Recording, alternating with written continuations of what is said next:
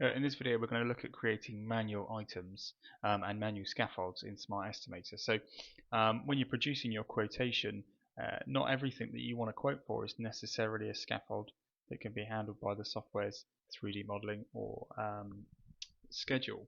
So things like inspections or design costs or additional plant hire, day work, you might want to split them out as kind of items on the quote that are quoted for with a separate price to the rest of the scaffolding, but obviously they don't have a scaffold to base that price off.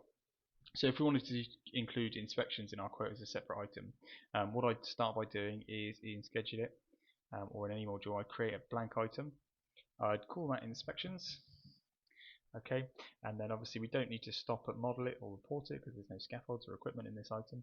We can jump straight through to price it and roll down to the bottom of the price sheet.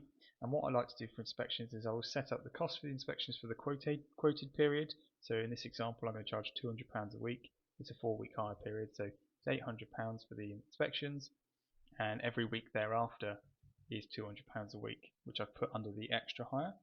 So then what that will give us when we go through to the quote is two things. Firstly, we get an item for inspections at £800 with an extra hire of £200. And then we'll have an item description page for those inspections, which, because there's no scaffold, is blank. So we can just delete out this text, okay, and type in our own wording. If we want to be really clever and save some time, take out this text, use the lead-in descriptions, which are covered in another video, and quote it, to actually create an inspection description in here. So you can add your own descriptions. This example is not very detailed, but we'll just choose that green tick, and it drops in my wording, so you can build your block of text about inspections into your lead-ins and just drop it into your items on a quote by quote basis. Another example would be for design. So if we create another blank item, and we'll call this one design, we can go back to price it, and same again, there'll be no extra hire on the design this time, unless there's sort of mitigating circumstances. So let's say we charge 2,000 for design, it's a big project. Come across to quote. Again, our design item 202, is blank. We can delete out that text, type in some wording about the design, okay, and also on the cover page, again for that customer, there's a separate item for the design cost, split out from the scaffolds. Okay.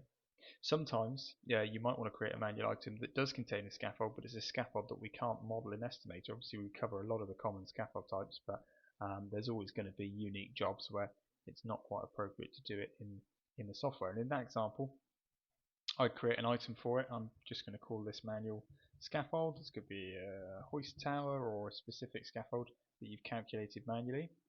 Go to Scaffolds View. Scroll down, there's a manual option. This just gives you an option to put some basic dims in.